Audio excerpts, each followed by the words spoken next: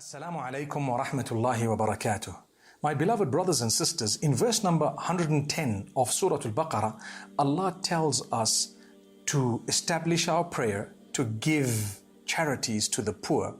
And then Allah says, whatever you have spent in the cause of goodness, in the cause of Allah, whatever goodness you've spent, you will definitely see the reward of it in a better way from Allah. So let's read the verse. وَأَقِيمُوا الصَّلَاةَ وَآتُوا الزَّكَاةَ وَمَا تُقَدِّمُوا لِأَنفُسِكُم مِّنْ خَيْرٍ تَجِدُوهُ عِندَ اللَّهِ. Allah says, establish your prayer and give alms to the poor, give your zakah, give your charities.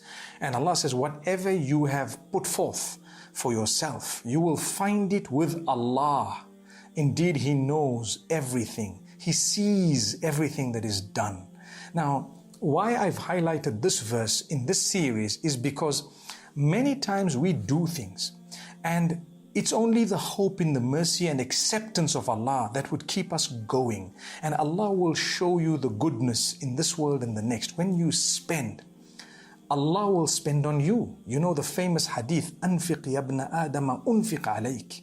Spend, O son of Adam, I will spend on you. It's amazing. And so Allah says, when you spend, I'll give you more. If you haven't spent and you're miserly, your wealth will be depleted. So when you do something for Allah, Allah will recompense you in this world and the next. Don't forget that. It's impossible for Allah not to give you a reward. Your prayer, you get a reward for in this world and the next. Your charities to the poor, you get a reward for in this world and the next. All of that is multiplied tenfold, 100-fold, 200-fold, 700-fold, so much more, subhanallah. Allah will multiply it and He says you will see it with Allah subhanahu wa ta'ala. So nothing is wasted for as long as you continue and you're dedicated in the path of Allah subhanahu wa ta'ala. Then He tells us, بَلَا مَنْ أَسْلَمَ وَجْهَهُ لِلَّهِ وَهُوَ مُحْسِنٌ فَلَهُ أَجْرُهُ عِنْدَ رَبِّهِ وَلَا خَوْفٌ عَلَيْهِمْ وَلَا هُمْ يَحْزَنُونَ. I don't want fear and I don't want to be sad. How can I achieve that? Allah says, well, those who believe, those who submit, بَلَا مَنْ أَسْلَمَ. Aslama is a person who's a Muslim. Muslim means the one who submits to the instruction of Allah. So Allah says, the one who has submitted his face towards Allah, which means he has submitted totally to Allah, lillah, and he does good. He is a muhsin. Muhsin encompasses all forms of good. So he does good. وَهُوَ muhsin. He worships Allah in the best and highest possible way. فَلَهُ أَجْرُهُ عِنْدَ رَبِّهِ. You do the best that you can. Allah says such a person will achieve his reward with Allah and he will have no need to be saddened or to fear. No need to fear and no need to be sad. He will not be sad and he will not fear. So when you worship Allah and you are convinced that Allah alone will harm or will allow harm or benefit, then you understand this relationship and it becomes so beautiful that Allah Almighty is pleased with us. May Allah subhanahu wa ta'ala grant us from His pleasure. Nothing is impossible for Allah. Nothing is impossible for Allah. He just has to say be and it is. And this is why in verse number 117 of Surah Al-Baqarah, Allah says, Badi'u samawati wal ard.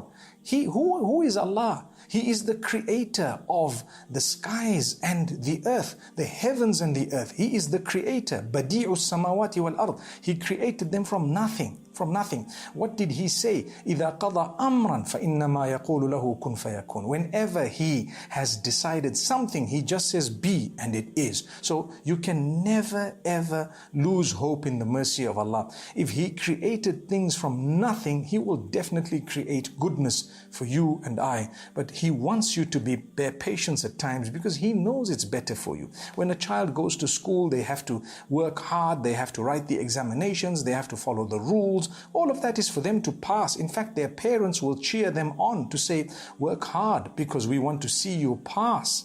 So it doesn't mean that your parents dislike you or that there's something wrong with the school. Same applies. It doesn't mean Allah dislikes you or there's something wrong with Islam. These are rules, regulations, and Allah is instructing us, encouraging us to continue to fulfill, because He wants to see us graduate in a beautiful way so that we achieve Jannatul Firdaus.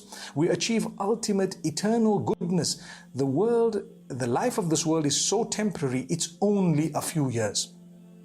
So Allah Almighty definitely wants us to continue beyond this, and Allah wants us to achieve the everlasting bliss. A small inconvenience is definitely worth it.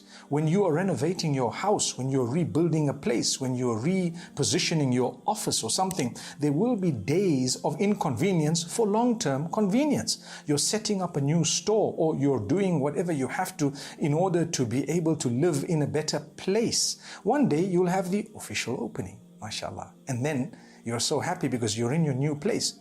What about the inconvenience, the interim of it? It took you a year to build this place, but you're going to live in there for 20 years. The same applies to our lives. We are in a building phase of the eternal life. Don't forget, have hope.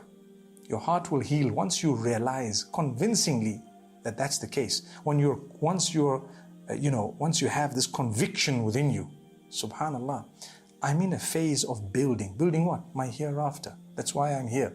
Life is too short. The 70, 80 years that I'm going to get here, so many people, really good people, have passed on. And some bad people have passed on as well. Life was so short. It cannot be that such a sophisticated creature is there only for 70 years. It should be much longer.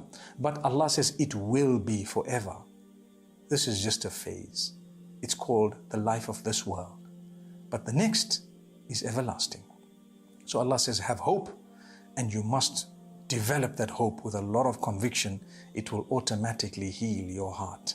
Look at Ibrahim alayhi salam. He called out to Allah. Imagine where he was. He was in the desert with his wife and child, and he called out to Allah, and he says, "Oh Allah."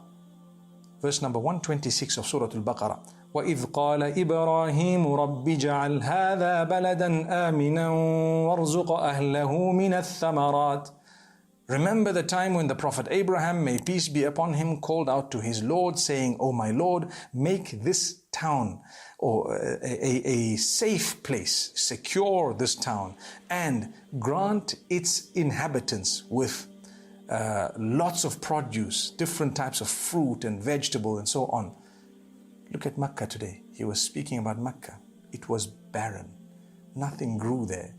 It didn't even have water at one stage prior to this. And Allah caused the gushing spring of Zamzam to flow. Up to this day it is flowing, and Allah caused all fruits and vegetables from across the globe to come there. So never lose hope. When you call out to Allah, if you don't see the fruit of it immediately, you may see it long term. And if you didn't see it in your life, you would see it later on. And part of the hope and healing is to be able to pray for those whom you haven't seen from your progeny and the progeny of others.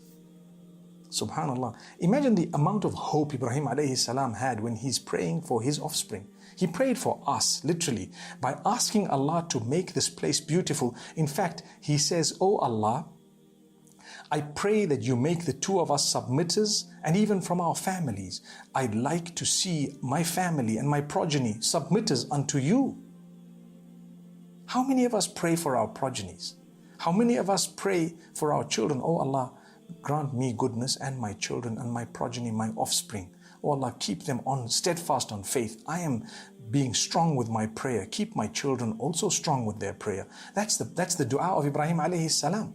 He also goes out to say, "Oh Allah, let the hearts of the people incline towards Mecca."